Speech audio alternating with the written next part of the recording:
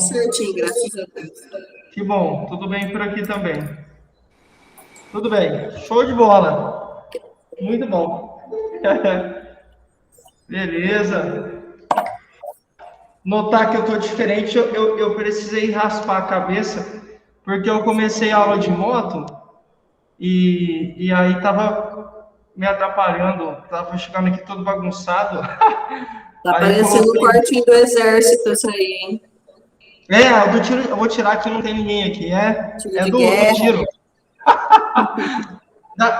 Meus bons tempos de tiro de guerra. Eu fiz tiro de guerra. Foi bem legal. Show de bola. Bom, deixa eu só Delícia. agitar. Beleza. Deixa eu só agitar o grupo ali, traz o pessoal para a gente começar.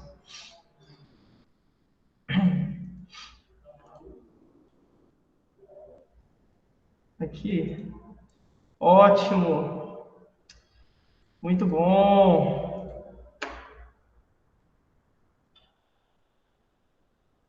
Deixa eu colocar aqui. Bom, hoje a gente vai tratar de um assunto, na verdade, de alguns assuntos, né? Dentre todos os, acho que os assuntos do curso, assim, com certeza, um assunto que a gente vai ver hoje é um dos mais curiosos. Assim, muitas vezes a gente escuta falar sobre, mas não sabe bem o que é ou o que significa. E aí a gente vai abordar na aula de hoje ostomias, ok? Então, para quem não sabe o que é, fica ligada na aula que com certeza você vai se amarrar. Com certeza. Bom, deixa eu ver, deixa eu agitar. Aí, mandei lá no grupo, a galera deve estar chegando. Beleza. Show de bola.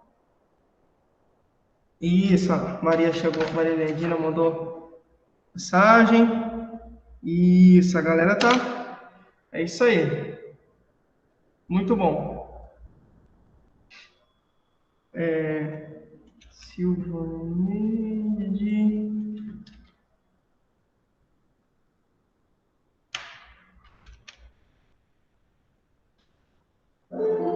Aê. Muito bem. Bom, vamos lá. Vou tirar a máscara porque a gente não tem ninguém aqui na sala, tá? Caso chegue alguém, eu coloco, ok? Bom, hoje a gente vai conversar sobre alguns assuntos importantes, até, eu diria, né? O que eu diria mais curioso no dia de hoje, que a gente vai abordar, são as ostomias. Com certeza você já ouviu falar sobre traqueostomia, colostomia. Nunca ouvi. Talvez você não saiba o nome, mas eu garanto que você já viu. Quer ver? Deixa eu mostrar para você.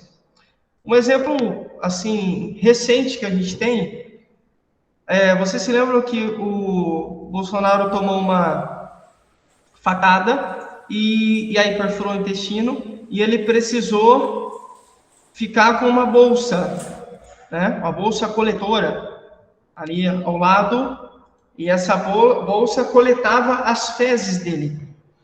Esse procedimento a gente chama de colostomia. Ok? Então, você já sabe um tipo de ostomia, com certeza você já viu em outras situações, talvez em filme, ou talvez até mesmo alguém que você conheça já passou por isso e tudo mais. Outro tipo de ostomia, também é comum, é a traqueostomia. Lucas, aí você me apertou, porque traqueostomia, deixa eu mostrar para você o que é. A gente ainda não está na aula de ostomia, tá? É só para você ver um pouquinho do que a gente vai falar. Isso é traqueostomia. Aquele procedimento que a equipe perfura a traqueia do paciente para que seja permitida a entrada de ar e também para que ocorra a drenagem, né? Então, por meio desse furo, desse orifício na traqueia, a gente tem um procedimento chamado traqueostomia, que garante que o paciente continue respirando, né? Ok? A gente fala daqui a pouco qual situação exatamente esse tipo de procedimento se aplica. Beleza? Vamos lá, então. Mas, antes de a gente chegar em ostomia, nós vamos fechar o capítulo relacionado a curativos, ok? Deixa eu compartilhar com vocês aqui.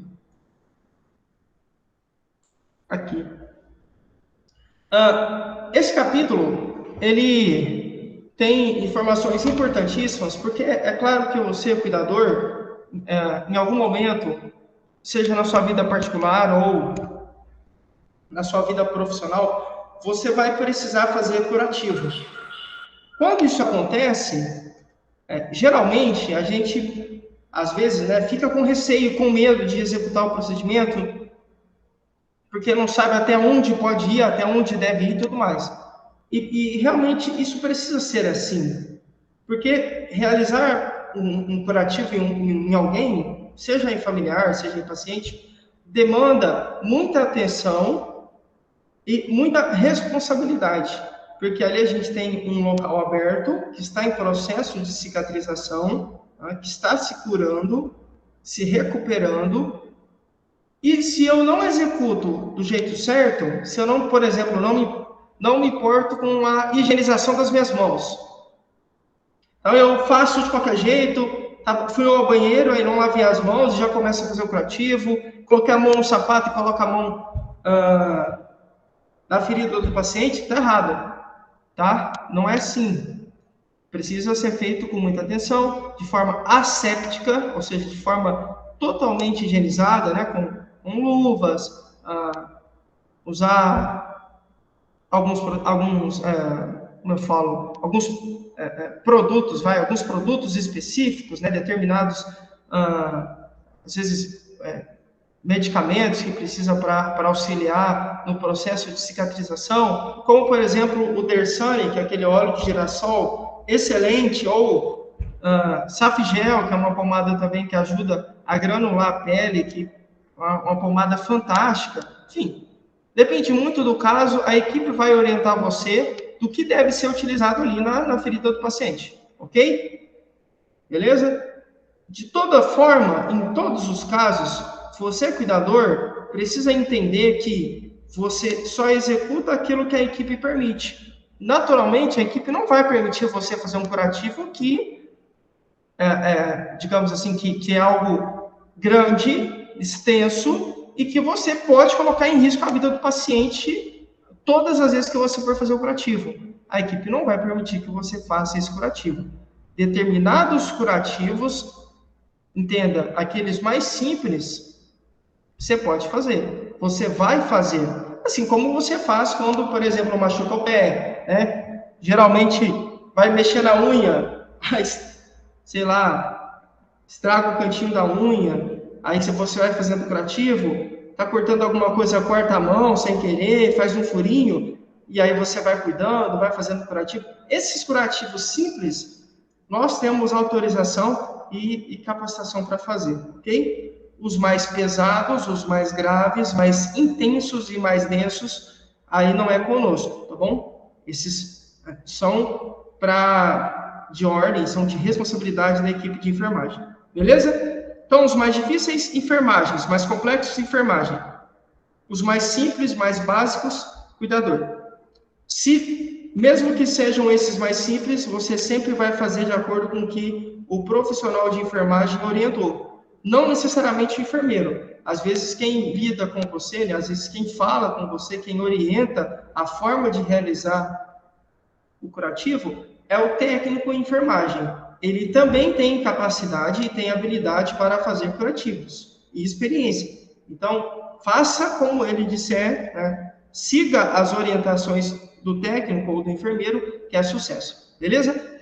Uma observação pequena. Às vezes, a ferida, a lesão é tão grave, assim, entre aspas, a coisa é tão feia, que nem mesmo o técnico tem autorização para fazer o curativo. Novamente, às vezes, a lesão é tão séria, tão grave, tão profunda e de alto risco, que nem mesmo o técnico de enfermagem tem autorização para fazer. Nestes casos, quem faz é o enfermeiro. Beleza? Tranquilo? Vamos lá. Bom, naturalmente, eu já dei um spoiler, né, e falei, os curativos devem ser feitos de forma responsável. Afinal, estamos lidando com um ser humano ali do outro lado.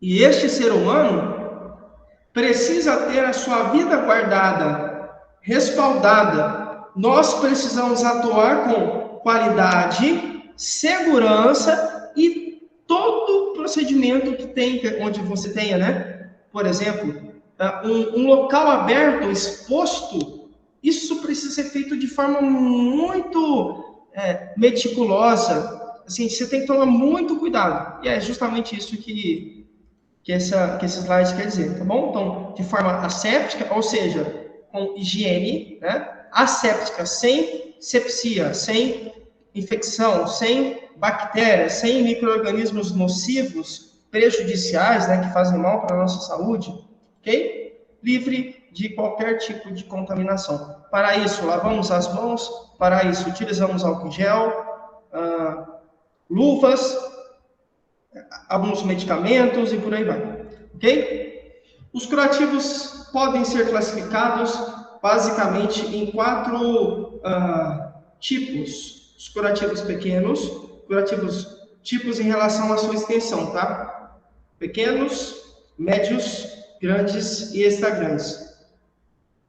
Obviamente, você, né, quando você olha para esse slide, você já imagina que conforme vai crescendo a extensão da área lesionada, da área machucada, mais perigoso é o procedimento de fazer curativo. Perigoso no sentido de mais cuidado, mais técnica tem que ter para se conseguir fazer, ok? Quanto menor, conforme vai diminuindo a extensão, mais simples fica e mais se aproxima do que você e eu, enquanto cuidadores, conseguimos fazer. Temos capacidade, né, digamos assim, ok? Então, exemplo de um curativo extra grande, queimadura de 3º grau, sei lá, queimou 80% do corpo. Um exemplo de curativo extra grande, o cara queimou 80% do corpo. É muita coisa, e aí é por isso que extra grande, né? Você tem uma área, uma extensão da lesão, uma extensão da ferida, do machucado, do local que precisa de curativo é muito grande, por isso extra grande. Um pequeno, pode ser às vezes você vai, como eu falei, vai cortar cebola, sei lá, e aí sem querer faz um risquinho no dedo.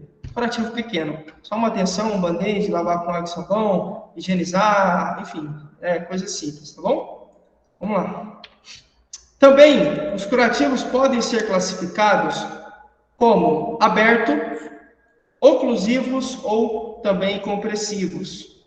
Para entender mais isso, você tem a apostila e a gente vai fazer uma aula prática também sobre curativo. Então, vai ficar mais fácil para você entender, ok? Mas nunca se esqueça, curativos simples somos nós, curativos mais intensos, pesados, equipe de enfermagem.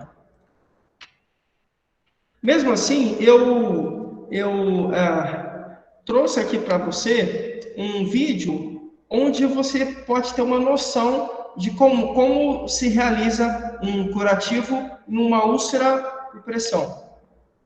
Sabe o que é úlcera por pressão, né? A gente já falou bastante, né, úlcera de pressão nesse curso, que é a antiga escara, né? São as escaras que a gente utilizava esse termo antigamente, hoje não mais. Então, quando você tem uma úlcera de pressão, precisa fazer curativo. E aí, aqui nesse vídeo, você vai ter uma ideia. É um enfermeiro dizendo como é que se faz o curativo, é bem legal, tá? É um vídeo bem bacana, vai estar na apresentação. E eu também deixei outros vídeos aqui para que você consiga ir tendo uma ideia do que significa, né, fazer curativos e tudo mais, ok? Nós, em algum momento da vida, seja na televisão, seja em filme, ou atuando, né, trabalhando no mercado de trabalho, de alguma forma você vai ter contato com um paciente que apresentam uma ostomia. Aí você vai falar, Lucas, mas eu não sei o que é ostomia. O que será que é ostomia? Aí, eu gostaria de pedir para você, não, não vale olhar na apostila, hein? Não olha na apostila, não vale olhar na apostila. Mas eu gostaria de saber de vocês o que pode ser, o que poderia ser ostomia. Qual será que é o significado disso? O que significa ostomia? Sem colar, hein? O que vocês acham que é?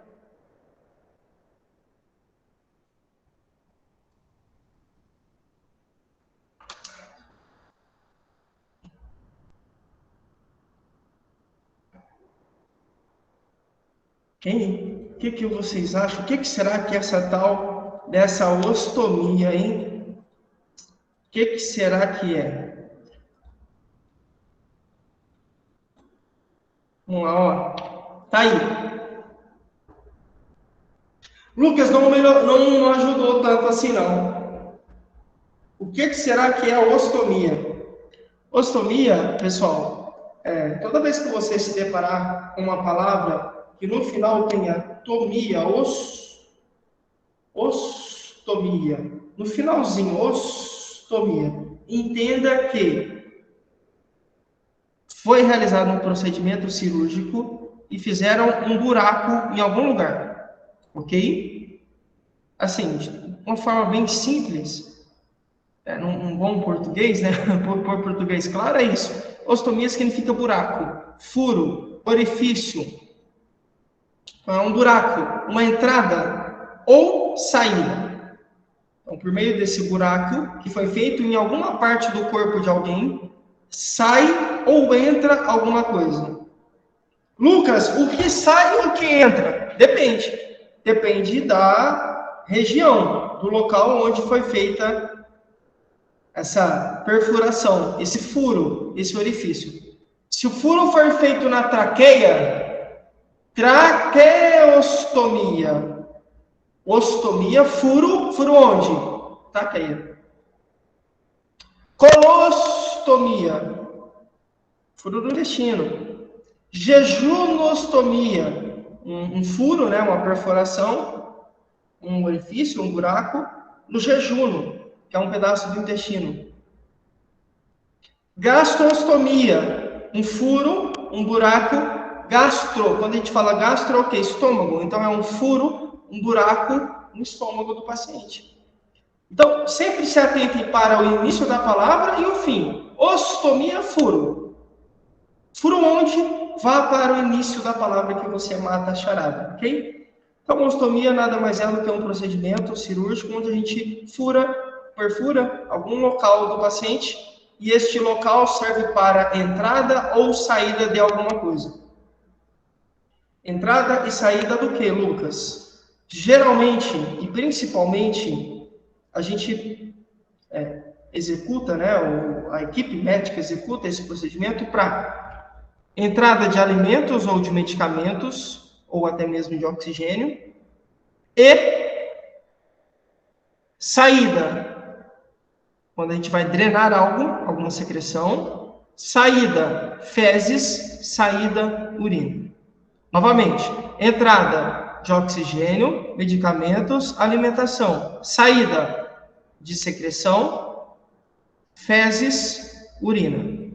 Entrada, medicamento, alimentação, respiração, né, o oxigênio. Saída, secreção, fezes, urina. Para cada procedimento existe uma função, um porquê. Geralmente se faz uma ostomia, um furo, um buraco, uma perfuração, em um local que não mais está funcionando, ou que provisoriamente, ou seja, por um período, por um tempo determinado, não vai poder funcionar. Isso é muito comum quando a gente tem algum tipo de cirurgia no intestino. Não pode passar fezes no local da cirurgia e aí então se desvia o trânsito. Então, as fezes, o bolo fecal, não segue o caminho normal. Não. A equipe desvia essas fezes para fora do corpo do paciente para que sejam coletadas em uma bolsa. É o caso da colostomia do Bolsonaro lá. Eu falo Bolsonaro porque é um exemplo clássico que todo mundo vai se lembrar, ok? Beleza? Então, não necessariamente eu tenho um órgão que não funciona. Às vezes eu preciso fazer uma cirurgia, uma intervenção, e aí provisoriamente, por um tempo, este órgão não vai poder funcionar normalmente. E aí eu preciso suprir a falta dele. Preciso garantir que tudo continue acontecendo normalmente. Como é que eu faço isso? Furo, perfuro, e aí eu garanto a entrada ou a saída de algo. Beleza? Assim, também a gente realiza ostomia quando as coisas não vão bem. Então, sei lá, alguém está com câncer na boca, cara fumante, e foi fumante por 50 anos, desenvolveu câncer bucal, houve a necessidade de fazer uma cirurgia por causa do câncer, e durante o processo de recuperação, o paciente não consegue, por exemplo, comer.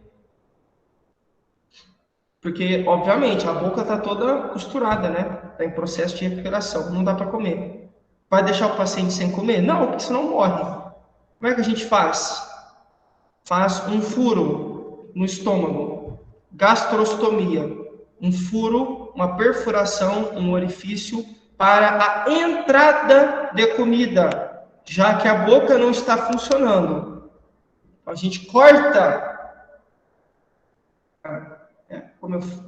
a gente atalha, faz um atalho. Não vai mais pela boca o alimento, não. O alimento já é triturado e é direcionado diretamente para o estômago do paciente, garantindo então a sua digestão, a absorção e, obviamente, a vida do paciente, né?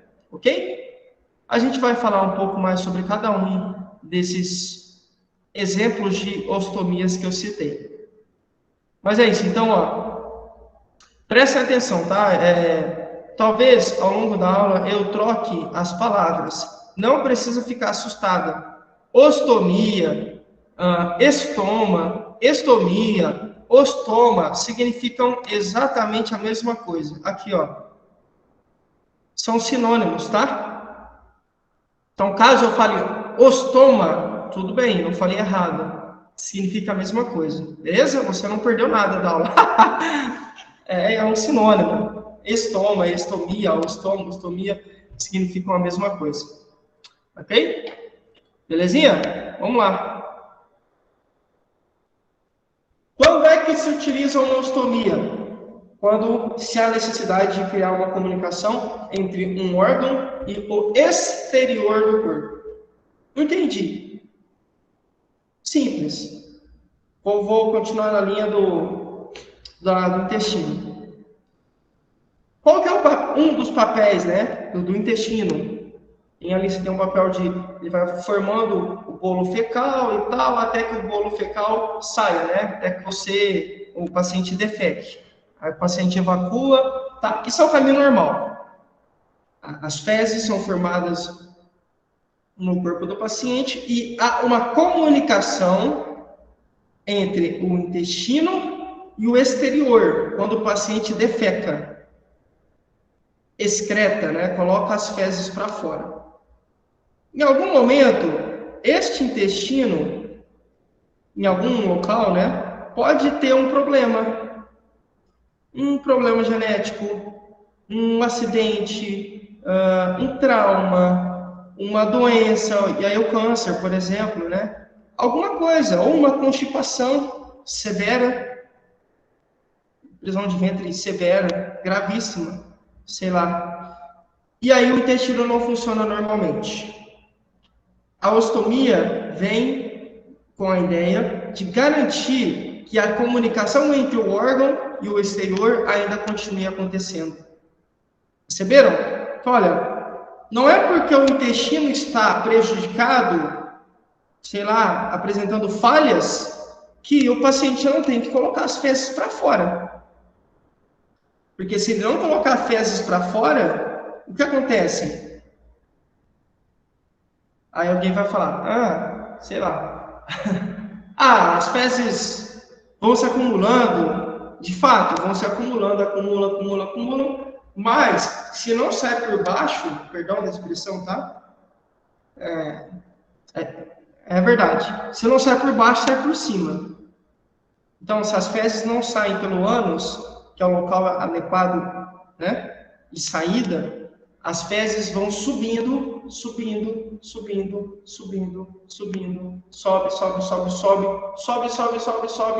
e saem pela boca. Ok? Naturalmente e evidentemente, você não vai querer isso para ninguém da sua família, muito menos para o seu paciente ou para você, certo?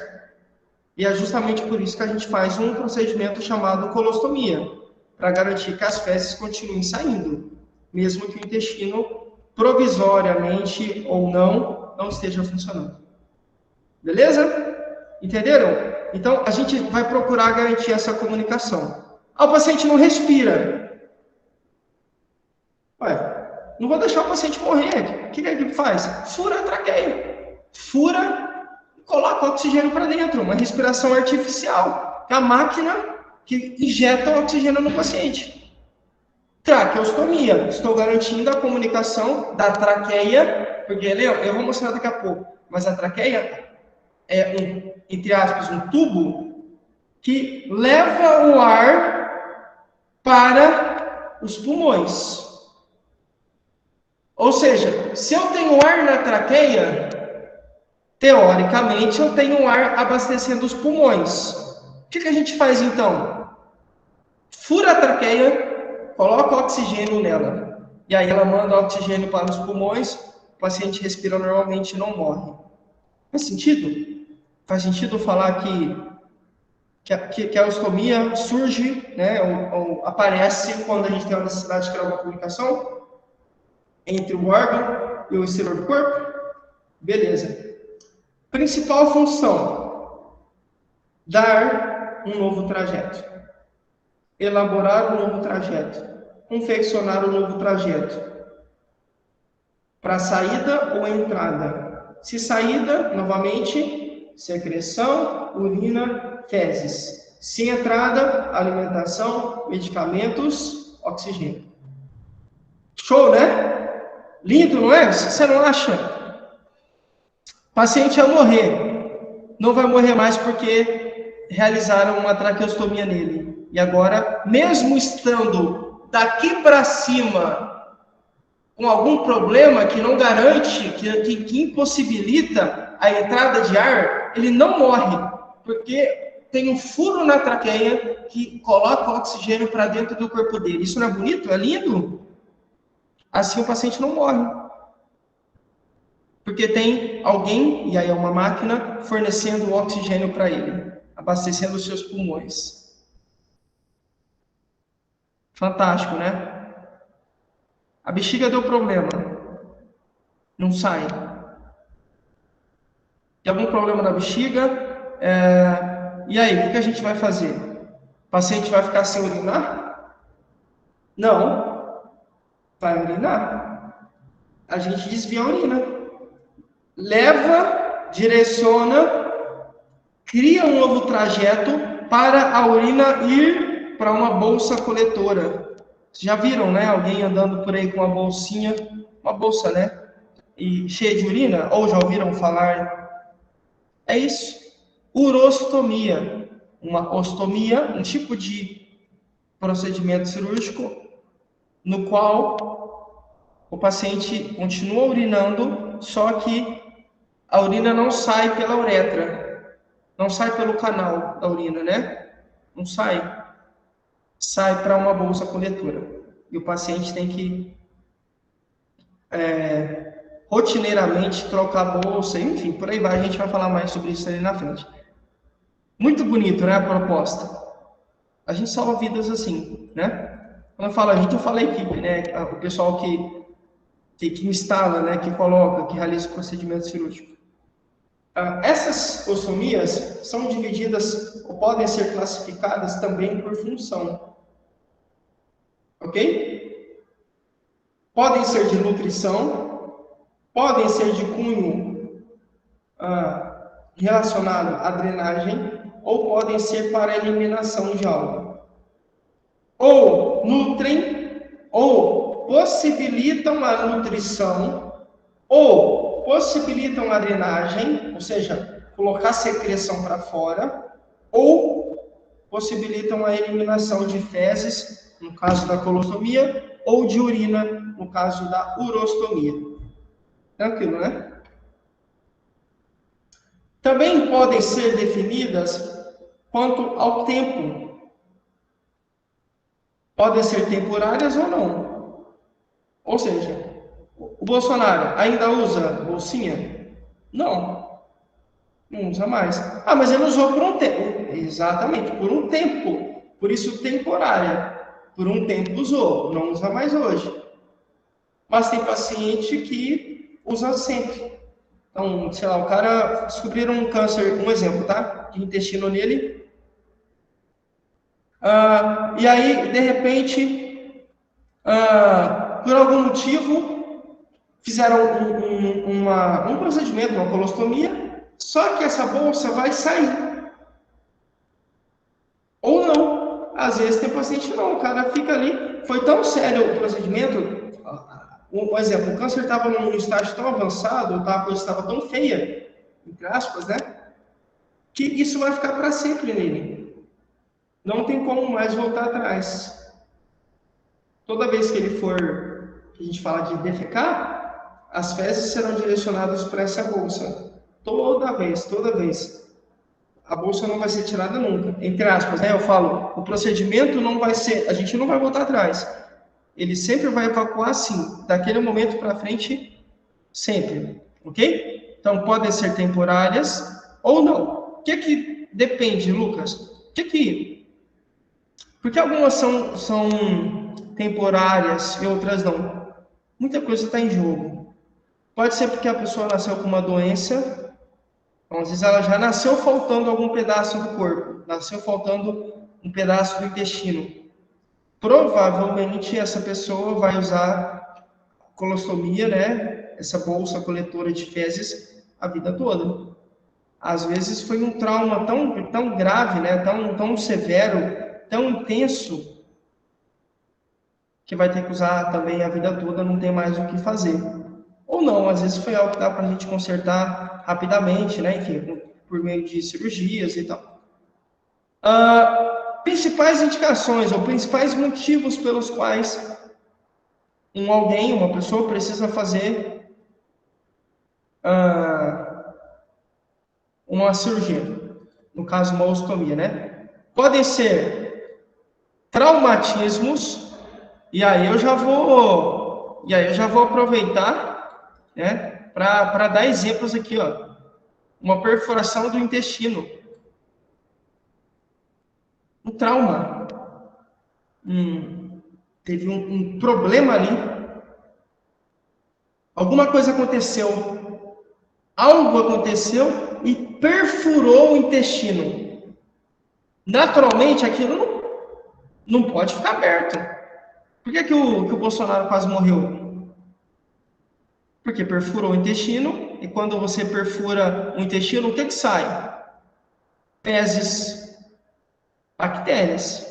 E as bactérias podem fazer o quê? Entrar na corrente sanguínea e causar uma infecção generalizada. Morte, portanto, do paciente rapidamente. É muito sério. Então, quando a gente tem um trauma, alguma situação ali, uma perfuração, ou algo está interrompendo a passagem das fezes, a gente precisa fazer uma colostomia. Precisa fazer um buraco ali para sair. Tem que sair de alguma forma. Se não sai do jeito certo, do jeito normal, vai sair do jeito artificial, mas vai sair, porque não pode ficar ali, porque senão a gente começa a ter outros problemas. Malformações congênitas. Então, a pessoa, como eu falei há pouco, nasce sem alguma parte do intestino, por exemplo. Câncer, especialmente o câncer do intestino. E aí começa a ter uma interrupção da passagem das fezes. As fezes não passam mais. Isso. Não sai mais. não seguem mais o caminho normal até caírem no reto para serem excretadas pelo ânus. Não. Ficam. Pensa numa. Você já viajou e já viu uma árvore caída na estrada? Uma árvore bem grande, onde o trânsito ficasse parado? É tipo aquilo. Tem alguma coisa interrompendo, limitando, impossibilitando a passagem das fezes. O que acontece no trânsito? Se tem alguma coisa na estrada, o trânsito não vai parando e não vai voltando, os carros não vão ficando em ordem sequencial e vai o quê? Se aumentando a fila de carros. Neste caso, nós estamos falando de carro, no caso da ostomia, né? Mas sim de fezes. As fezes vão se acumulando ali. E eu preciso permitir a saída delas. Ok? Claro, quando a gente fala de carro bombeiro, alguém vai lá e corta a árvore, né, e retira para garantir a passagem dos carros. Mas quando a gente fala do corpo humano, a gente precisa recorrer a procedimentos cirúrgicos. Neste caso, a colostomia. Um buraco, um orifício, uma boca no estômago, no intestino, para a saída de fezes. Às vezes também há necessidade de fazer uma retirada total ou parcial do reto, e aí, naturalmente, a colostomia é o local onde essas fezes são depositadas, né? Também, ou pode haver a necessidade de fazer um desvio do trânsito em casos de intervenção cirúrgica. Então, enquanto um pedaço do intestino, aquele que a gente fez na cirurgia, cicatriza, as fezes terão de ser guiadas ou direcionadas, levadas para fora, mas precisam passar por um outro caminho. Não dá, quer ver? Como eu vou fazer? Deixa eu ver aqui. Vou tentar fazer uma coisa aqui para vocês. Acho que vai dar. Vamos lá. Como acho que é aqui. Isso. Deixa eu ver se eu consigo mostrar aqui.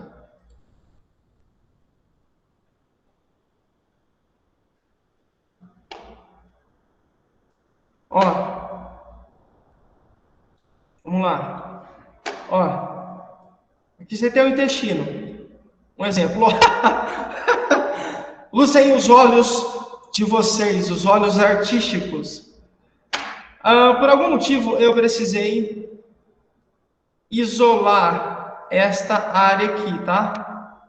Fiz uma cirurgia aqui e essa área está em processo de cicatrização. Percebam que, se tudo tivesse bem, as fezes fariam esse caminho aqui, ó. Caminhariam normalmente, iriam para o reto e depois para o ânus e seriam levadas para fora. Só que agora eu não vou fazer isso. Por que eu não vou fazer isso, Lucas? Eu não vou fazer... Nossa, apagou. Deixa eu fazer de novo. Eu não vou fazer isso porque eu tenho uma região que está fazendo, ou que eu fiz uma cirurgia, e um procedimento que está se recuperando.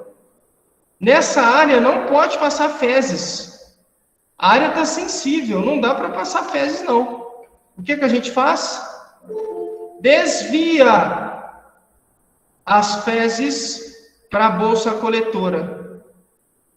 Pegaram? Olha só. Bacana, né? Então agora, as fezes, em vez de seguir o caminho aqui, tá? Não. Como eu não posso usar aquela área, por enquanto, vou desviá-las para uma bolsa coletora. Farei uma comunicação com o exterior. Lindo, né? Aí, de repente, isso aqui cicatriza, eu volto a utilizar essa área. As fezes voltam a passar por aqui, normalmente, quando tudo estiver cicatrizado, estiver pronto e tal. Que bacana, né? Viram show? Então, essa é a ideia. Eu vou... a ideia, né? Assim, eu falo... A ideia da colostomia, muitas vezes é isso. Eu posso e tenho a necessidade de fazer um desvio do trânsito, e aí eu preciso isolar uma área, tiro as fezes e mando para a bolsa coletora para que aquele pedaço se recupere e depois volte a funcionar normalmente. Fantástico. Bom, exemplos de ostomias. Nós temos um importante exemplo, e talvez um dos mais famosos, ou até o mais famoso, a traqueostomia. O que essa traqueostomia busca? O que é que ela procura? Qual é a ideia da traqueostomia? Aí, ó.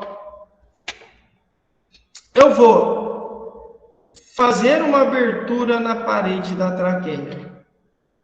Não sei o que é traqueia, não tenho ideia o que é traqueia, nunca vi falar sobre isso na minha vida e tal. Tá aqui. Eu imaginei que você, talvez, sei lá, fosse alegar isso. Tá aí, ó. Isso é uma traqueia. Aqui você tem a boca do paciente, a minha boca, a sua boca, né? O ar entra ou pela boca ou pelo nariz e, ó, segue este caminho. E aqui vem para os pulmões. Então, novamente, ó, ou pela boca ou pelo nariz e entra aqui na laringe e, ó, passa pela traqueia e vai para os pulmões. Por algum motivo, isso aqui pode ficar impossibilitado.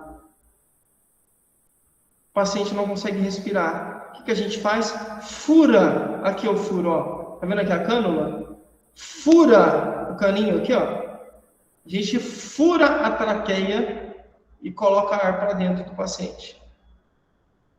Isso é traqueostomia. Chama traqueostomia porque esse traque vem de traqueia. Aí, ó.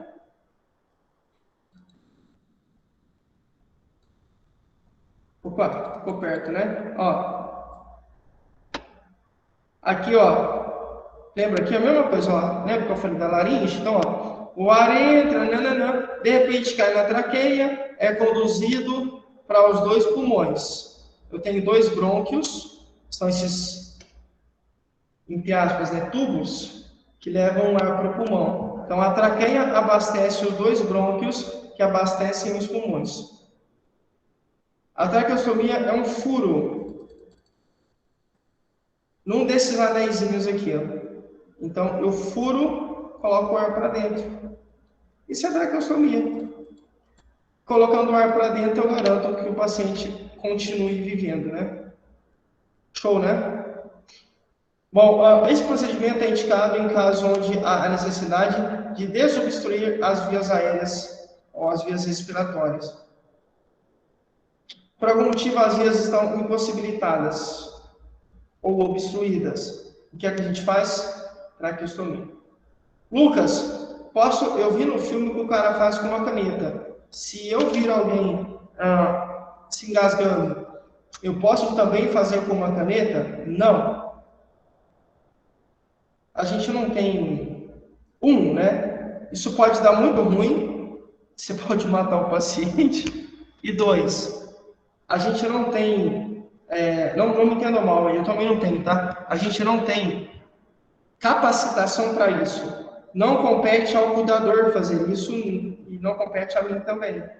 Compete aos médicos que fazem esse tipo de procedimento, né? Ok? Então não façam isso, não queiram. Mas eu vi no filme, muita coisa que acontece no filme não acontece na vida real, ou pouquíssimas vezes aconteceu na vida real. Precisamos nos basear em fatos reais. E na vida real, o cuidador não faz isso.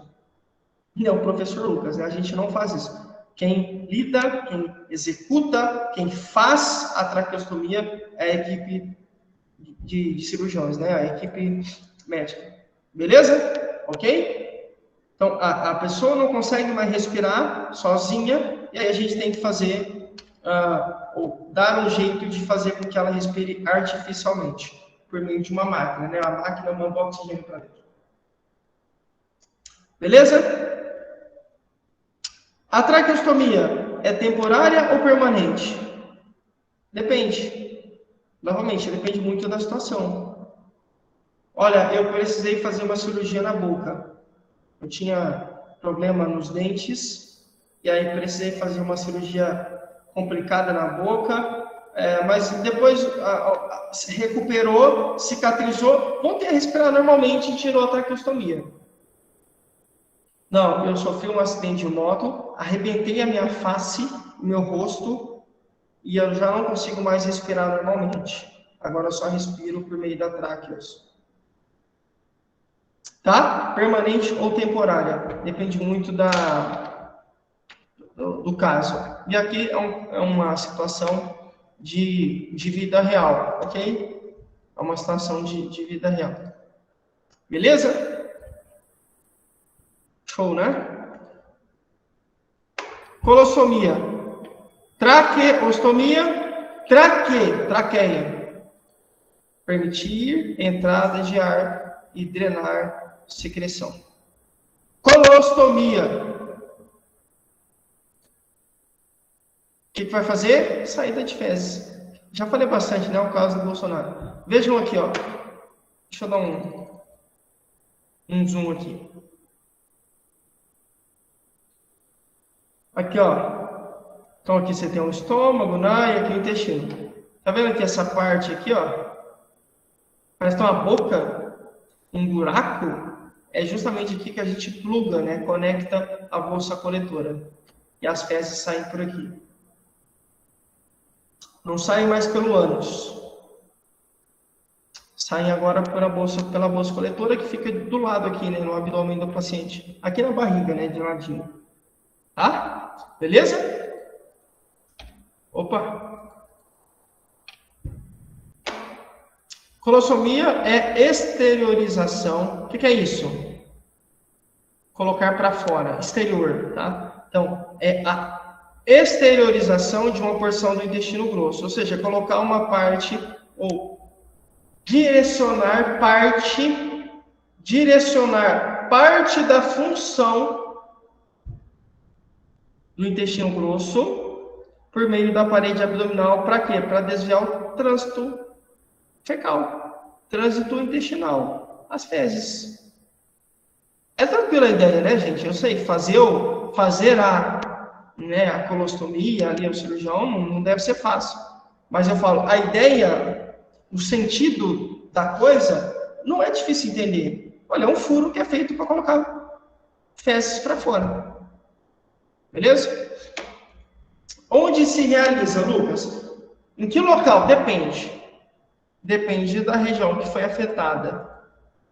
Estamos falando aqui de, por exemplo, em casos de câncer, depende do local, da região onde o câncer está.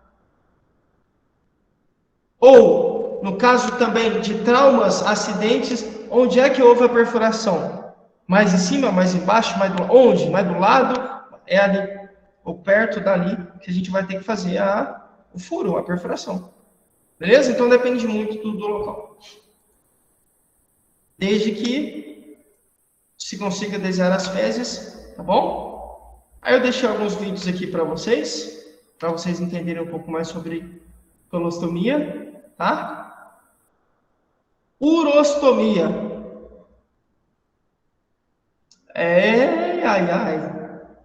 O que será que é essa tal urostomia? Eu já falei, né? Traqueostomia, entrada de oxigênio, drenagem de secreção. Colostomia, saída de fezes. Urostomia, saída de urina, tá? A urostomia é, novamente, olha essa palavra de novo, ó. Exteriorização. Vem de exterior, lado de fora, parte de fora. De fora do quê? De fora do corpo. Então, nós estamos colocando para fora, exteriorizando, colocando para fora, né? O quê? Ou externando, né? Externalizando, enfim. Externalizando o quê? Urina. Mas se ela não enche a bexiga, se ela não vai normalmente pela uretra, né? O canal da urina, vamos colocar essa urina para fora por meio de uma bolsa. A gente faz um furo. Lucas, como é feito? Aí, ó. Peraí, eu vou dar um zoom aqui para ficar melhor. Aí, ó. Você tem aqui os dois rins. Os dois rins produzem urina e não mais mandam urina para a bexiga. Num mundo ideal, peraí, deixa eu mostrar um negócio.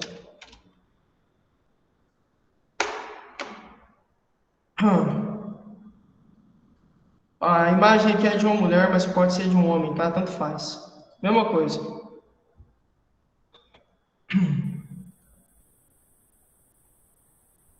Opa. Eu vou... Quer ver? Aqui... Não. Vou mostrar para você. Ai, perfeito. Perfeito. Ótimo. Ó, vamos lá. Aqui, ó.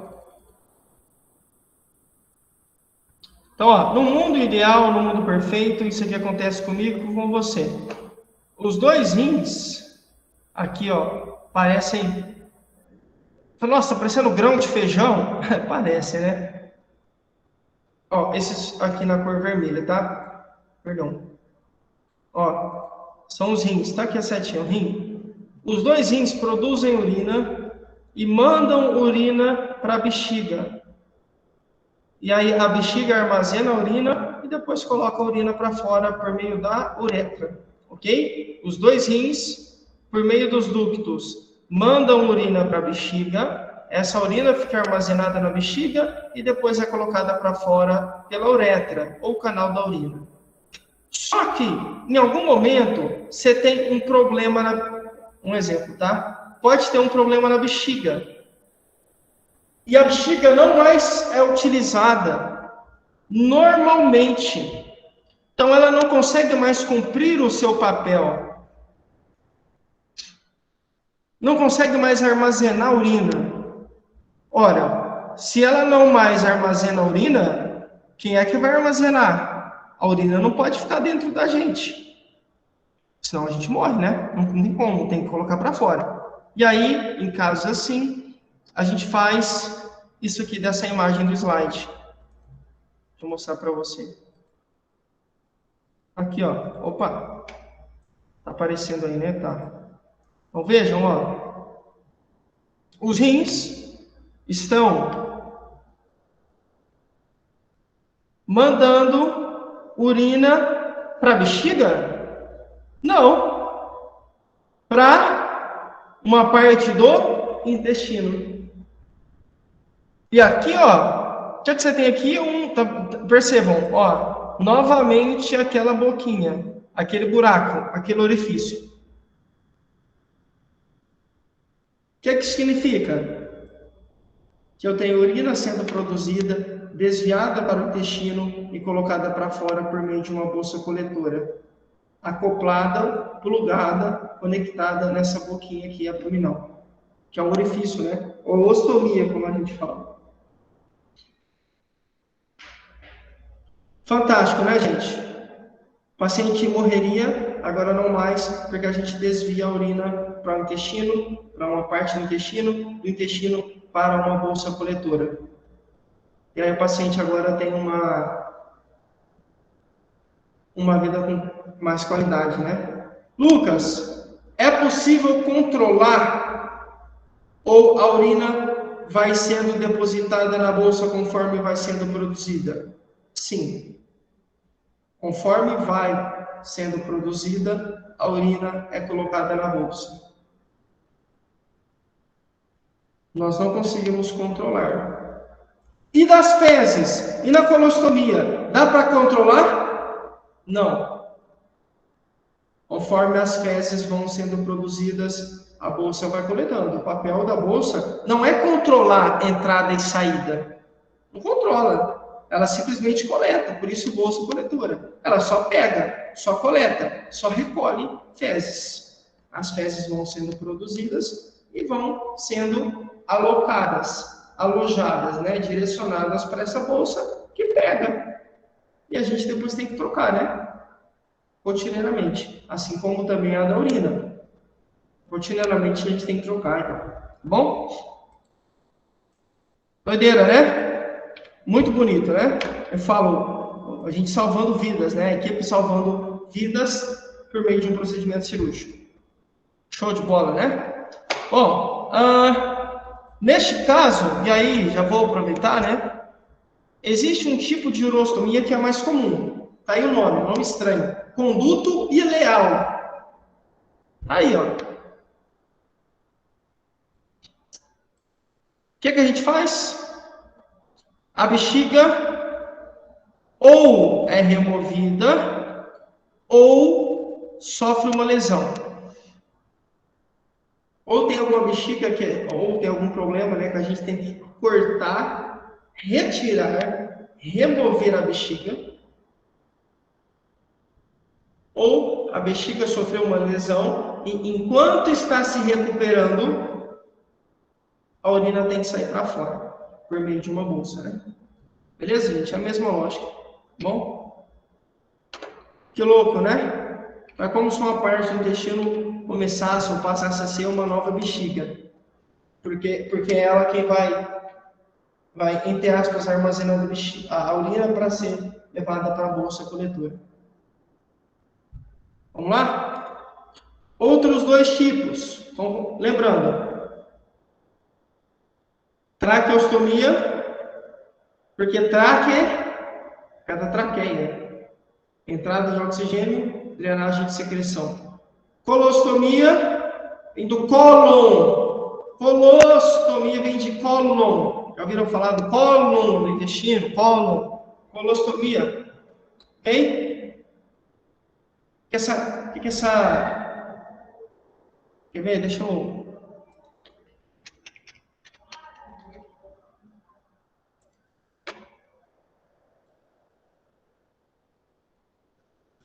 Já ouviram falar? Colonoscopia? Já viram? Que basicamente a gente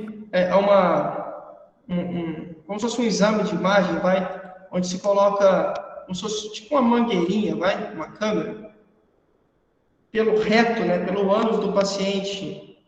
Por que chama Preste atenção no radical, no início da palavra. Colonoscopia. Porque vem justamente dessa parte do cólon. E por isso que nesse caso a gente fala de colostomia. Colostomia, saída de fezes. Urostomia. Quem é o urologista? Doenças urinárias. Sistema urinário.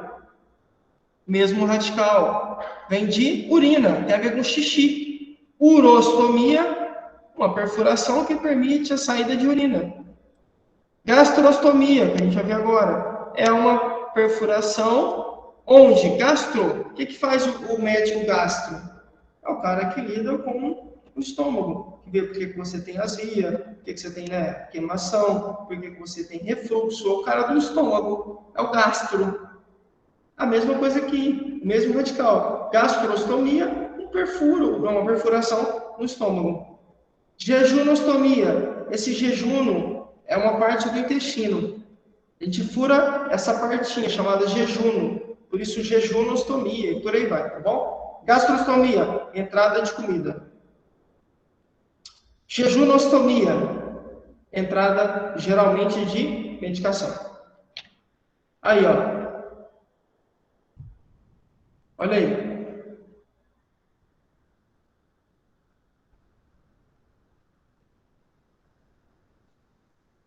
Olha que show. Beleza. Olha aí. Não entendi nada. É só você olhar para a imagem. Olha primeiro para a imagem da esquerda, depois você olha para a imagem da direita. Imagem da esquerda. O que a gente consegue ver? Um cano, uma cânula, alguma coisa, um buraquinho aqui, um caninho, perfurando ou fazendo uma conexão De quem? Olha onde ele está. Eu não sei que parte é isso, eu não sei, eu não entendi. Está escrito aqui, ó, estômago. Então, a gastrostomia é uma perfuração que permite a comunicação do estômago com o exterior. A gente coloca a comida aqui, essa comida é levada diretamente ao estômago. É um atalho. O paciente não consegue comer mais, então a gente faz isso com ele. Show? Beleza? Por que tá meu... Aí melhorou.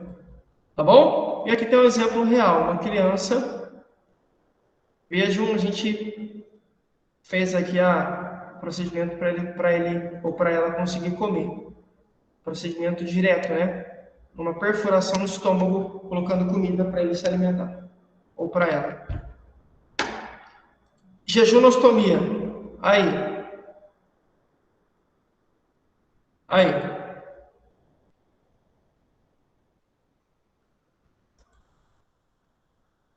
Não entendi de novo. Vamos para o desenho de novo? Vamos lá.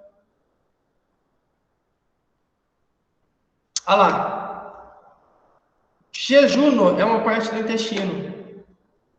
Então, você tem uma perfuração no jejuno. Por isso, jejunostomia. Que é o quê?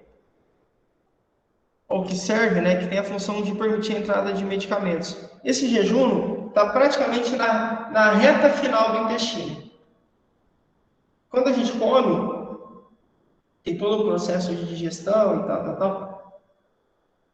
Quando o alimento tá para ser absorvido, né? As moléculas vão ser absorvidas, aí a gente tem um jejum. Esse pedacinho que garante isso. Essa parte da absorção das moléculas para cair na corrente sanguínea, né? Para o seu corpo ficar forte e tal.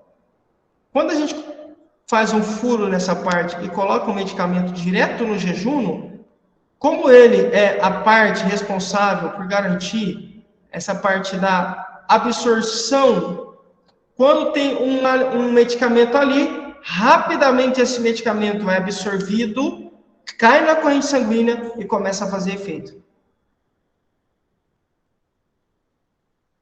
Fantástico, né? Colostomia, traqueostomia, urostomia, gastrostomia, jejunostomia.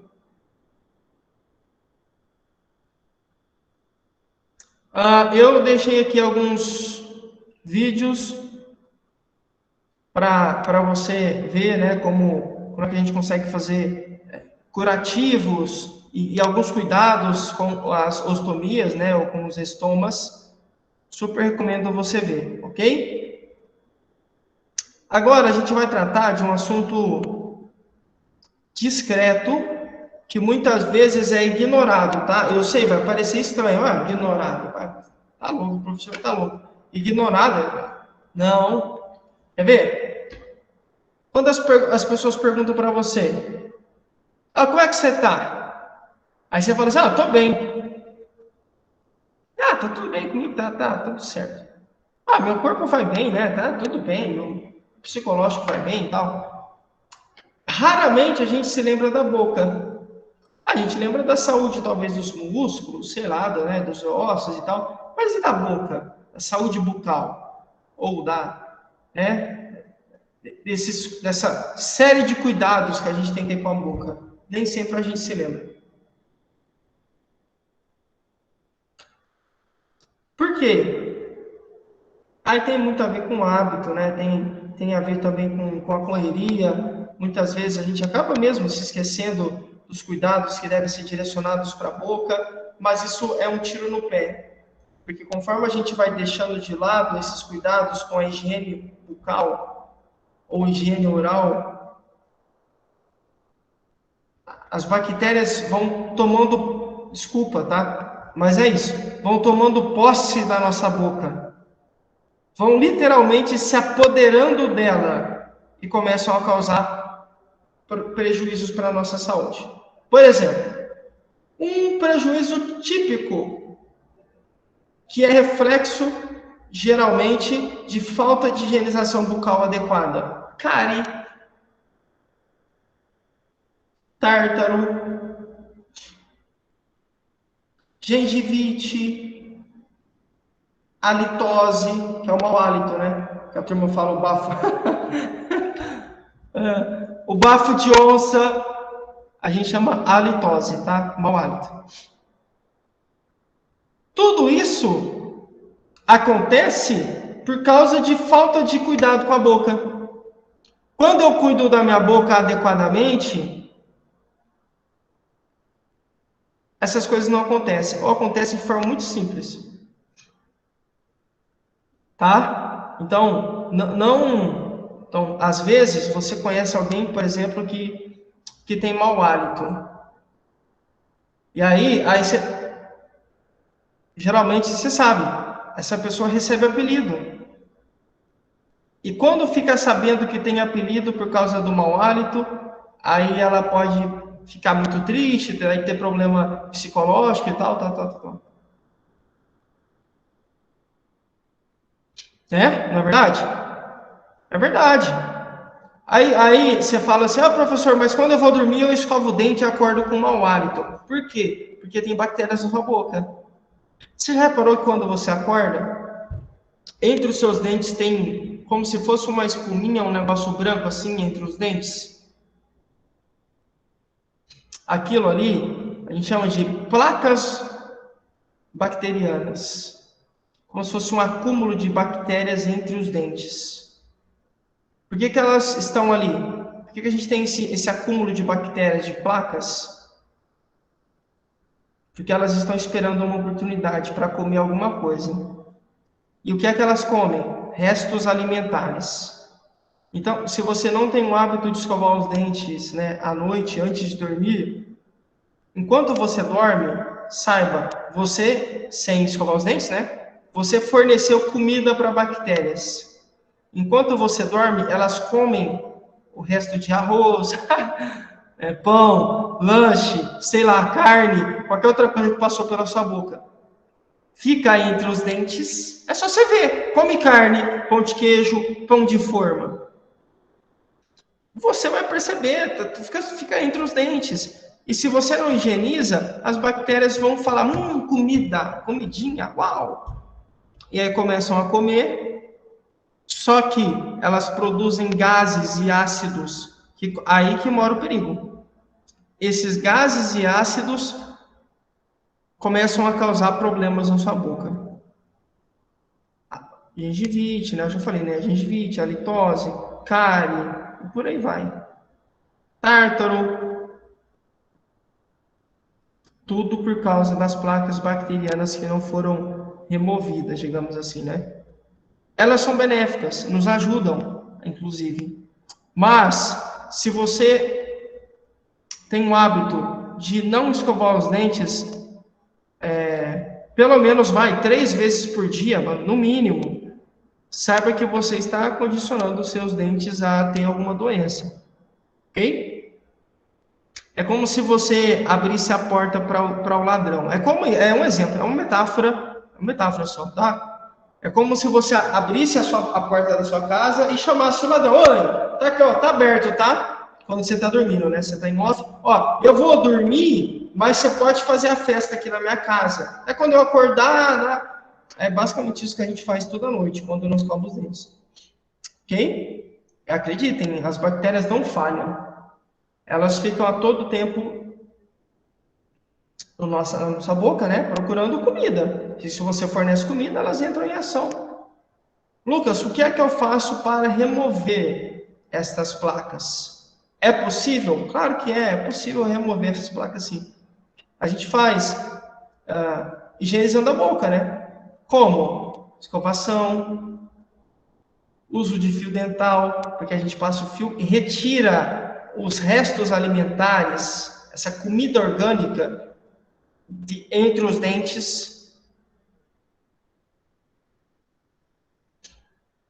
E também a gente passa enxaguante bucal. Então, e quarto ponto, consultas rotineiras com o dentista. Então, são 4 pontos que a gente tem que atacar. 1, escovação, minimamente 3 vezes por dia, mas o ideal seria escovar depois de que você come as coisas.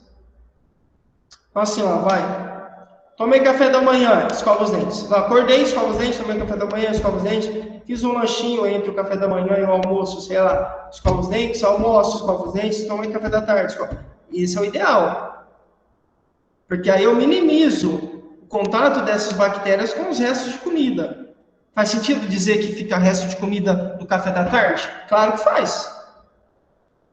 Então, no mínimo 3 vezes, mas entenda que o ideal seria você escovar depois que você come coisas. Depois de todas as vezes que você come algo. Escovação, uso do fio dental e enxaguante bucal. Mais consultas regulares ao dentista para que ele acompanhe a sua saúde bucal. E fazendo isso é sucesso. Evidentemente, nós também precisamos ter esses cuidados com o nosso paciente. Não é só com você, não é só com os seus dentes, mas também com os dentes e com o paciente. Ele também tem esse direito de receber, né, esses cuidados. Tá certo? É isso que a gente faz. É assim que a gente cuida também. Ok? Aí tem algumas dicas, né? Olha, se ele tem que escovar. Tem dentes? Tem, escova. Não, tem dentadura. Remove, né? Retira a dentadura, escova, coloca na boca e tal. Cuidados essenciais. Não se esqueça das consultas periódicas, regulares ao dentista e por aí vai. Olha, não, ele usa um enxaguante que é muito forte para a boca dele. Pergunte ao dentista qual enxaguante fica melhor. Realmente tem enxaguante que é insuportável, né? Assim, queima, né? Incomoda bastante, arde. Neste caso, a gente tem que procurar alternativas. Não é ficar, ó, bracinho cruzado. Não, não, não, não, não. O que é que eu posso fazer? Doutor, doutora, a dona Helena, a gente realiza a escovação bucal, tudo certo. A gente também usa o fio dental. Só que quando a gente vai usar o enxaguante bucal, que foi recomendado, ela não gosta. Ela fica nervosa, fica agressiva porque fala que queima demais. Existem outras alternativas para o caso dela? Quais outros enxaguantes a gente poderia utilizar no lugar desse aí? Tem um que não incomoda tanto? Percebe? É um papo. Eu não posso, ó, cruzar os braços e esperar que o dentista adivinhe que o enxaguante incomoda, que ela fica nervosa. Não, não, não, não, a gente não tem tempo para isso. O cuidador outlier, cuidador excelente, top, referência, age antes, porque ele entende que o papel dele é garantir a qualidade de vida.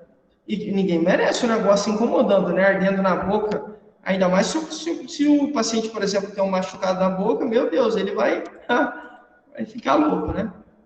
Tá bom? Eu separei alguns vídeos aqui também, deixei para vocês entenderem, olharem como pode acontecer essa higienização.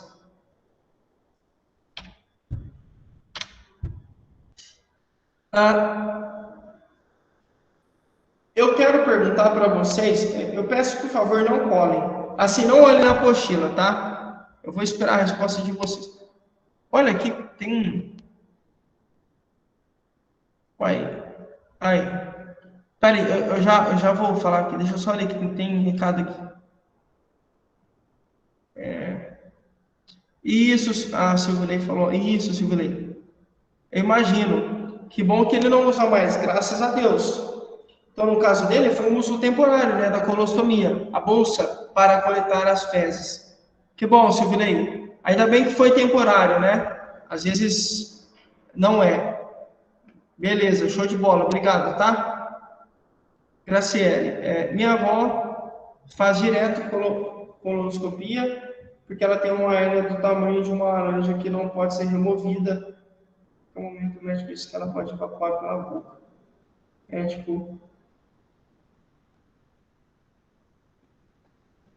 Tá. Que triste, Graciele. Infelizmente, Em alguns casos, isso pode acontecer mesmo. Eu já cheguei a ter contato com uma aluna, né, que teve um paciente que isso aconteceu. Saiu mesmo pela boca. E sai, porque vai subindo, né? Você tem alguma coisa que impede a saída das fezes, e aí tem que. E aí as fezes vão subindo, subindo e saem, infelizmente. Ele deu uma dica, né? Viva como se fosse o último. Viver cada dia como se fosse o último. Porque realmente, quando isso acontece, quando as fezes vão subindo, você pode ter uma infecção generalizada. Imagina, um exemplo, tá? Se ela tiver alguma ferida, por exemplo, na garganta, em algum lugar, ou aqui debaixo da língua, a gente sabe que é uma região cheia de veias, né? Cheia de vasos, tem muita vascularização, absorção muito rápida, cai rapidamente na corrente sanguínea e tal, tal, tal. Aí, Deus me livre, aí, por exemplo, tem fezes aqui, essas fezes, as bactérias podem cair na corrente, causar uma infecção generalizada, e aí fica mais difícil. Então, provavelmente foi por isso que ele disse isso para vocês.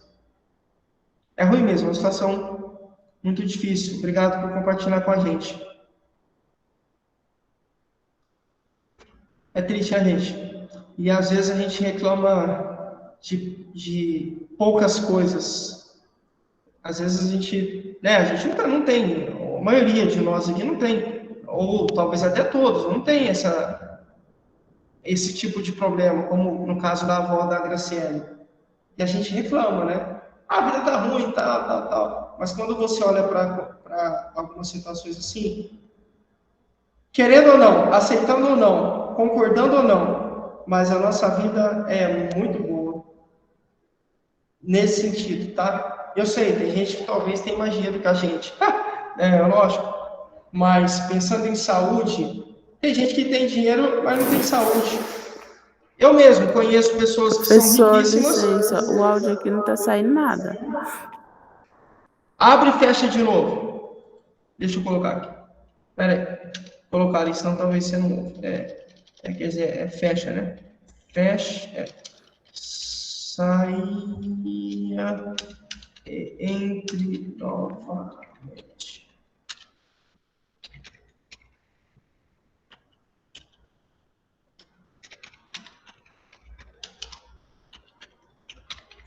Vocês estão me ouvindo?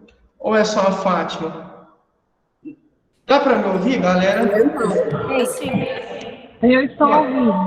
Ah, é? Ah, então, beleza, talvez ao dela. Deixa eu só vou escrever aqui no chat para ela. Geralmente funciona. Só vou escrever aqui para ela, como ela não está me ouvindo. Não adianta eu falar, senão ela não ouve nada. Peraí. Faça o teste. Então, assim, eu conheço gente que tem muita grana e não tem saúde. E daria, ele já falou, olha, eu daria tudo para ter saúde. Dinheiro a gente consegue quando tem saúde. Mas nem sempre a gente consegue saúde quando tem dinheiro. Tá bom? Então, nós, de alguma forma, tá, gente? Não me entendam mal, de alguma forma a gente sempre é privilegiado. Ou financeiramente, né, ou saúde, sei lá, alguma coisa assim, tá bom? Bom, o que eu ia pedir para vocês não vale olhar na apostila, hein? Sem colar. Por favor, alguém consegue dizer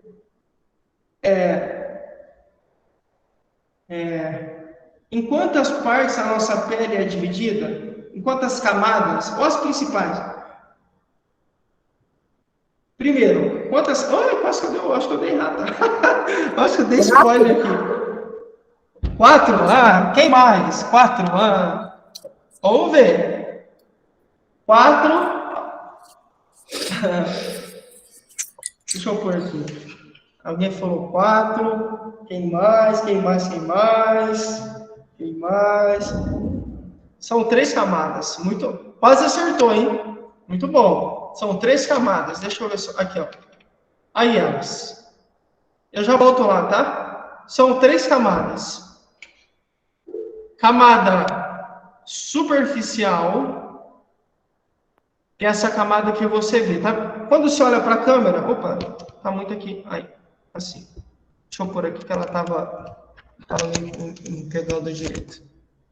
Aí, quando você olha para mim, você não vê a minha pele?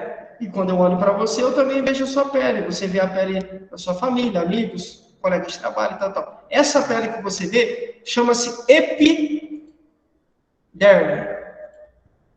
É a camada superficial, camada externa que você vê, epiderme. Abaixo da epiderme, abaixo dessa pele que a gente vê, tem uma outra camada, que a gente chama derme, ok? Camada exterior, ou superficial, né? Epiderme. Camada intermediária, derme. E lá embaixo, mais profunda, a gente tem a terceira camada, que a gente chama de hipoderme. Ah, ótimo, Fátima. Que bom. Muito bom, Fátima. Às vezes é problema de conexão. Toda vez que isso acontecer, aí é só você fazer isso, tá bom? Por favor, sai e entra novamente. Muito bom. Obrigado, Fátima, pelo feedback. Escreve, obrigado pelo retorno. Beleza. Então, assim, ó. Então, a gente tem a superficial, epiderme, a intermediária, derme, e a mais profunda, hipoderme, ou tecido subcutâneo. Ok? Vamos lá, vamos falar um pouquinho de pele. A pele é o maior órgão do corpo humano. Isso é muito clichê, né, gente? Claro. A pele é o maior órgão do corpo humano. Isso aí a gente escuta muito na televisão, escuta na escola. Mas ela é muito mais do que isso. A pele, além de, sim, é lógico, ela é o maior órgão do corpo humano, com certeza, né? Mas existem outras funções da pele que são vitais para a nossa existência. Uma dessas funções que ela apresenta, que ela tem, é a proteção do nosso corpo. Imaginem se os nossos músculos, por exemplo, ficassem expostos. Imaginem, vamos pensar, você acha, ou não sei, né, mas pensa aí, você acha que as bactérias nos dariam trégua? Os vírus, os fungos? Não. Com certeza viveríamos, assim, no hospital, com certeza, cheios de infecções e tal, né, doenças e tudo mais. Por quê? Porque a pele é uma espécie de proteção natural, uma barreira. Claro, tem doenças, tem bactérias e vírus que são tão violentos que conseguem penetrar a pele, óbvio, né, gente? Mas a maioria deles não. Covid, pega na pele? Não. Onde é que eu não posso colocar minha mão? Né? A gente sabe, né? Nariz, boca, olhos e tal. Por quê? Porque nessas partes não tem proteção. Se eu colocar a minha mão na boca, estou ultrapassando a barreira natural do meu corpo. Por que o Covid não pega no braço? Por que se eu encostar o braço, nossa, eu fiquei com Covid. O que você fez? Eu coloquei a mão no braço. Não, porque a barreira natural é a minha pele, ela não permite a entrada. O Covid, a doença, né? O coronavírus. O coronavírus não consegue penetrar. Se ele não penetra, não tem Covid. É um papel da pele, protegendo o meu corpo. Além de proteger o meu e o seu corpo de fungos, bactérias, vírus, né, assim, micro-organismos nocivos, agentes patógenos e tal. Além de proteger dessa galera, a pele também nos protege de raios ultravioletas. Mas eu conheço a minha amiga que ficou com câncer de pele e tal. Quantos anos sua amiga tem? Minha amiga tem 53 anos. O que ela fazia da vida? Ela trabalhava na roça. O que ela fazia na roça? Trabalhava no campo, mexia com lavoura. Ela usava protetor solar? Não. Por quantos anos ela trabalhou na lavoura? Ela trabalhou por 30 anos, ou 35, alguma coisa assim. A pele não vai resistir mesmo. Então, a nossa pele, gente, nos protege, mas nós também precisamos dar condições a ela. Então, a pele não consegue, imagina, por 4 décadas, me proteger de raios ultravioletas sem causar dano. Impossível. Ela não resiste, porque cada vez mais a radiação ultravioleta, a radiação solar, está mais intensa, severa, grave, violenta, né? A minha pele não vai conseguir. Sozinha não. Se a gente não tivesse ela, a gente já teria morrido há muito tempo. Garanto a vocês. A radiação já teria nos matado. Mas a pele nos protege. Por isso que você pode sair ao sol e não morrer com radiação. Porque a pele protege você. Só que ela precisa de ajuda, né? Protetor solar, roupa manga longa, chapéu, óculos escuro, e taranana, guarda-chuva, enfim, você sabe, a gente guarda-sol, né? A gente sabe disso. Mas, assim, essas pessoas que têm câncer de pele, geralmente são pessoas que ficaram muito tempo expostas ao sol e, percebam, a maioria delas não usava nada. Nenhum tipo de protetor solar, nem camisa manga longa, nem nada. Aí é pedir muito, né? Então, assim, a pele sim nos defende dos raios da radiação ultravioleta também. Beleza? Então, e além disso, ela também nos ajuda, e aqui eu acho isso magnífico, belíssimo, também nos ajuda no controle da temperatura do nosso corpo. Como assim? Não entendi nada. O que você está falando, Lucas? Sabe quando você sua? Quem é que produz o suor? Hoje eu caminhei bastante, mas suei também, né? Quem é que me fez suar? A minha pele. Por acaso? Ou foi para eu ficar todo suado? Foi para vou te zoar. Não, a pele faz isso para resfriar a temperatura do meu corpo. Conforme eu vou, e hoje eu andei no sol, tá? Assim, eu caminhei e tal. Conforme eu vou fazendo atividade física, eu vou exigindo do meu corpo, a temperatura do meu corpo sobe. O que a minha pele entende? O sistema tegumentar, né? O sistema da pele. O que o sistema entende? Lucas, temperatura alta, a gente vai ter que abaixar. Produz suor. O suor reduz, ameniza, baixa, né? A temperatura do meu corpo. Estando com a temperatura mais baixa, mais próxima do normal, meu corpo funciona bem. Mas se estiver muito alto, meu corpo não vai funcionar nada. Eu vou começar a ter problemas, convulsão, posso até morrer, inclusive. Se a temperatura estiver muito alta. Então, vejam, a pele tem também essa função, controle da temperatura corporal. A gente falou vejam quantas funções que ficam escondidas na frase, a pele é o maior órgão do corpo humano. É também. Além, né, disso, além do controle da temperatura corporal, há também uma outra função essencial, que é um auxílio, uma ajuda, assim, uma grande ajuda, na verdade, na eliminação de toxinas ou de substâncias nocivas do nosso corpo. Acho que já falei com vocês. Por que quem fuma cheira, fede? Quando eu falo cheira, a turma fala, não é cheira, professor, é fede, né? Por que quem bebe cheira álcool? Não é cheira, é fede. Por quê? Porque a pele ajuda a eliminar as toxinas presentes no cigarro, presentes no álcool.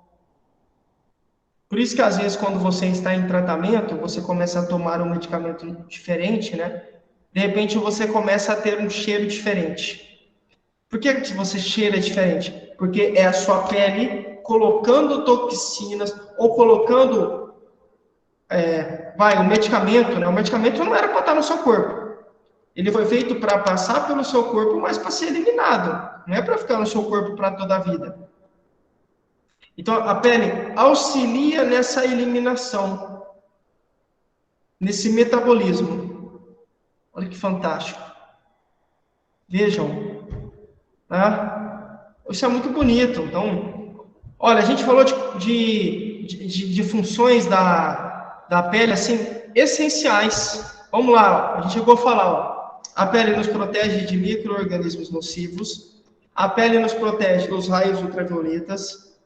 A pele nos auxilia, na verdade, é ela quem controla, né? A temperatura do nosso corpo, e a pele também auxilia na eliminação de toxinas ou de algumas coisas que estão em excesso no nosso corpo que não fazem parte dele. Aí ela ajuda a colocar para fora.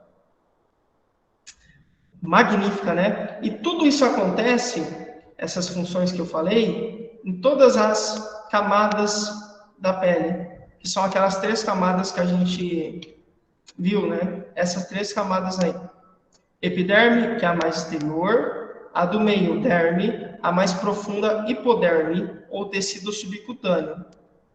Ok? Abaixo da hipoderme, você consegue ver um negócio aqui, ó? Dá para ver, né? Que negócio é esse? São os músculos. E abaixo aqui seriam os ossos. Então vamos de dentro para fora, depois de fora para dentro. De dentro para fora, ossos, músculos, hipoderme, derme, epiderme. Fora para dentro, epiderme, derme, hipoderme, músculos, ossos. Fantástico, né? Nosso corpo realmente é uma máquina. Ok? Então, em todas estas camadas você tem esses papéis, essas funções sendo desempenhadas, acontecendo no nosso corpo. Ok? A epiderme, então, como eu falei, é a camada mais externa, tá bom? E é ela que a gente consegue, por exemplo, ver e tocar. Então, a parte que você toca e que você vê é a epiderme, que é essa camada mais superficial, mais externa, né? Que é essa que a gente tem mais contato, tá bom? Ela nos protege das toxinas, bactérias e da perda de líquidos, ok? Lindo, né? Tem espessura variada, geralmente é mais grossa nas regiões de atrito. Não entendi. Por que você nunca parou para... Se já parou, agora você tem a resposta, né? Se não parou, com certeza depois dessa fala você vai observar. Por que as solas dos seus pés e a palma da mão geralmente têm uma espessura mais grossa do que o restante do corpo? Porque são as regiões que você tem contato. Você tem contato. Imagina, se você tivesse uma pele muito fina, às vezes se você fosse pegar alguma coisa, às vezes você descuidou, sem querer passou a mão no muro chapiscado. Com a mão assim, dificilmente vai acontecer alguma coisa, né? Dificilmente.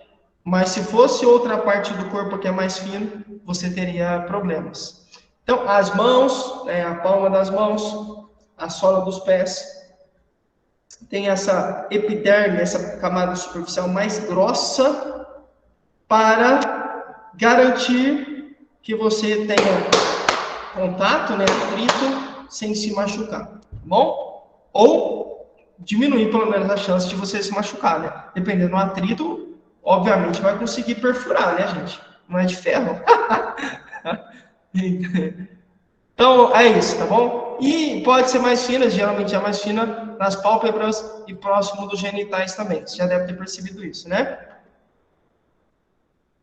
Porque são regiões que a gente não usa, digamos assim, para contato com coisas assim mais densas, com coisas mais firmes, assim, né? Nesse sentido, tá bom? Tudo é pensado.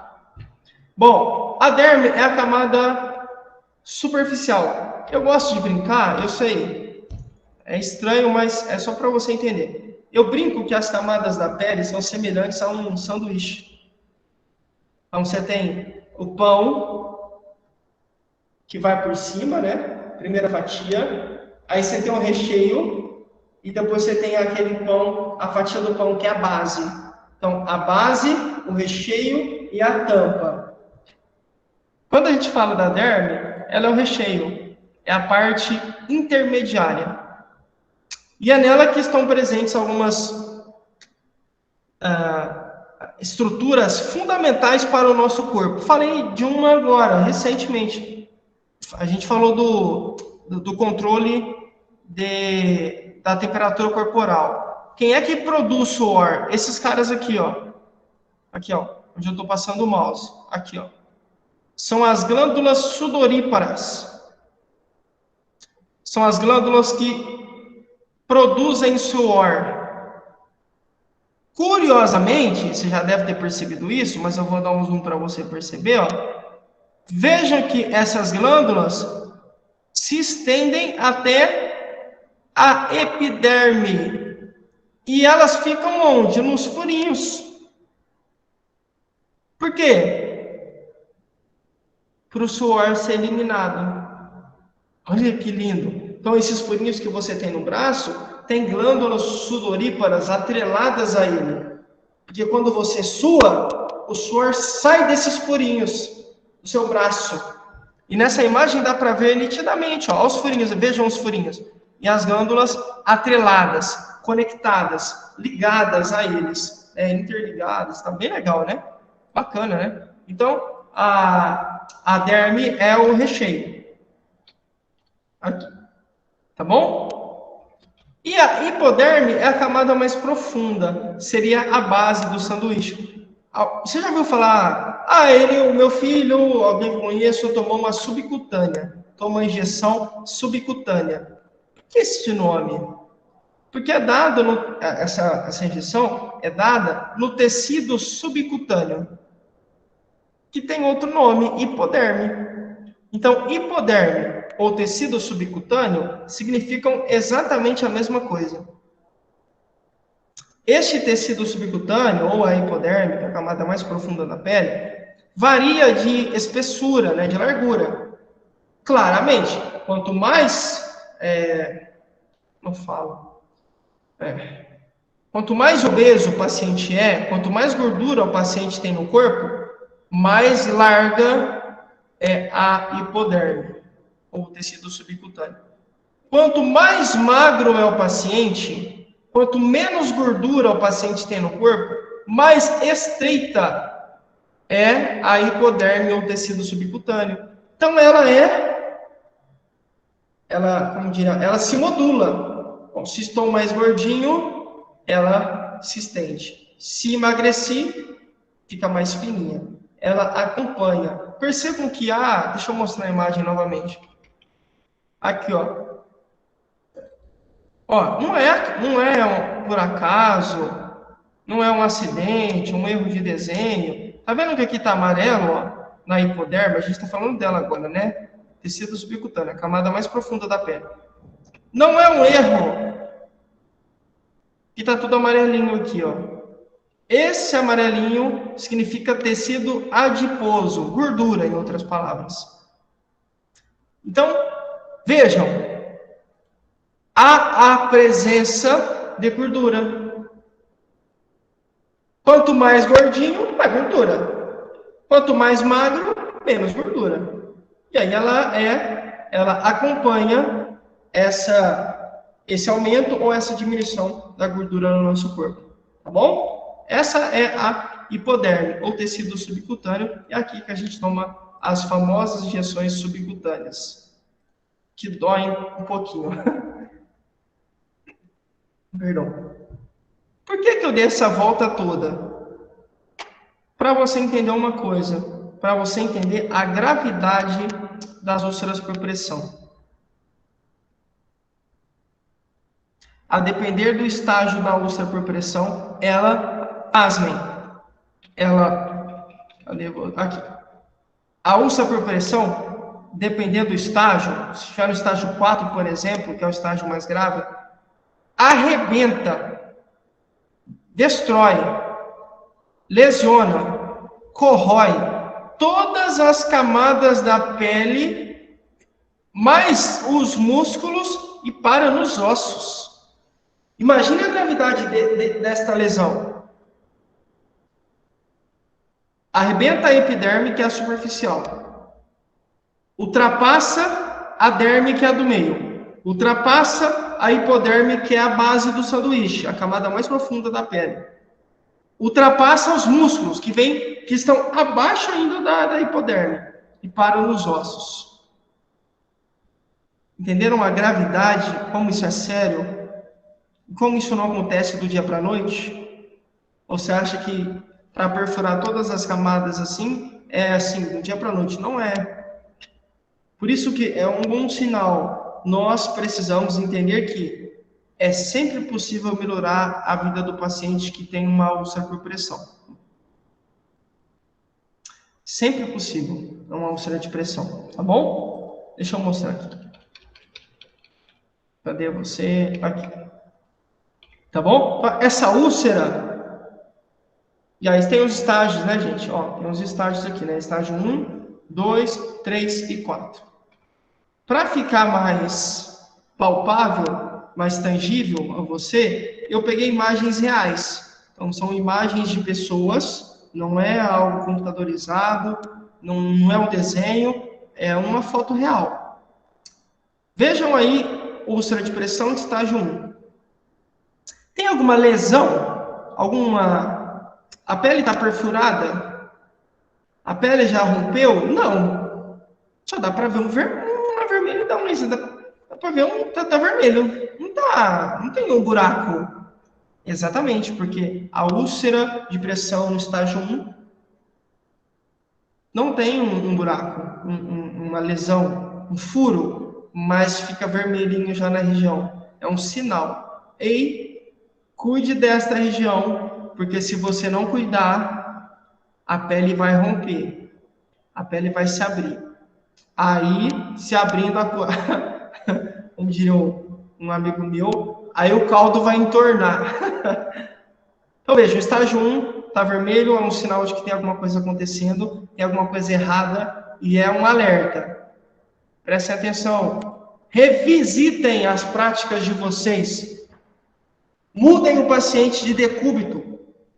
Mudem a posição, o posicionamento do paciente na cama. Troquem as fraldas mais vezes. Não deixem o paciente com tecido que ele é alérgico. Não deixem o paciente com fezes. Não deixe a pele ressecada. Não deixe de passar óleo hidratante. Não deixe de dar água para o paciente. É um sinal. Ó, atenção, atenção. Mas às vezes a gente não escuta. Aí evolui. Estágio 2. Aqui você já tem um rompimento da pele. Dá para perceber, né? A pele já não está mais só vermelha. Não, a pele já rompeu. Sinal de que não agimos como deveríamos, né? Falhamos. Mas por algum motivo a gente descuida e não dá bola. Vai para o estágio 3. A úlcera de pressão, galera, não tem dó, tá? A úlcera só avança. Se você deixar, ela vai continuar avançando até chegar nos ossos e talvez até causar uma infecção e, infelizmente, matar o paciente. Tá? Isso aqui é sério, porque é um buraco. O corpo do paciente está exposto. A gente não acabou de falar que a pele protege? Ora, se não há mais pele, está aberto, está exposto. Por isso que pacientes com úlcera de pressão rotineiramente têm infecção. Porque é uma coisa aberta, né? Exposto, tá? E as bactérias são oportunistas, os vírus. Aproveitam para adentrar o nosso organismo, né? Infelizmente. Bom, não dei bola. Aí evoluiu. Estágio 4. Eu peguei um estágio 4, uma foto não tão forte. Tem outras mais fortes que você consegue ver o osso. Eu não peguei, né? Não há necessidade. É só para você entender a mecânica, é só para você ver a evolução, novamente. 1, 2, 3, 4. Devo ficar parado, olhando o paciente evoluir? Não. O meu papel é hidratar a pele do paciente. A gente vai ter uma aula para falar só sobre isso, sobre como cuidar, né? Quais são os cuidados que devem ser direcionados, oferecidos ao paciente. A gente vai falar sobre isso. Mas de antemão, já adianto para vocês a hidratação. Vejam na foto, tem uma moça sorrindo para a idosa, né? E a idosa também sorrindo para ela. O que isso nos mostra? Alegria. Troca. um comprometimento, uma amizade, uma relação. Para a idosa, hidratar-se não é um martírio, porque provavelmente a cuidadora já trabalhou esta questão nela, já mostrou para ela a importância de se hidratar. Então, por isso que ela está sorridente. E você consegue ver nos olhos da idosa? Deixa eu ver se eu consigo dar um zoom. Ó, dá para ver o sorriso da moça, né? Aparentemente, um sorriso muito sincero. E ó, feliz, permitindo a moça hidratar, né? Opa, peraí, sem querer eu tirei, desculpa. Permitindo a hidratação. Que fantástico, né? Um elo, né? Um comprometimento. Algumas dicas. O paciente começou a assar, cuidado. Entenda o que está causando as assaduras. É o tecido? É o calor? O que é? Atrito entre as pernas? Falta de higiene? Falta de banho? O que causou? Está com coceira? Atenção, porque quando a gente coça, dependendo da idade do paciente, dependendo da doença dele, o que acontece, gente? A pele está sensível, né? No popular a gente fala a pele está fina, mas ela está sensível. E aí eu vou coçar, eu posso abrir, rasgar, romper a pele. Aí fica mais fácil para a úlcera se instalar.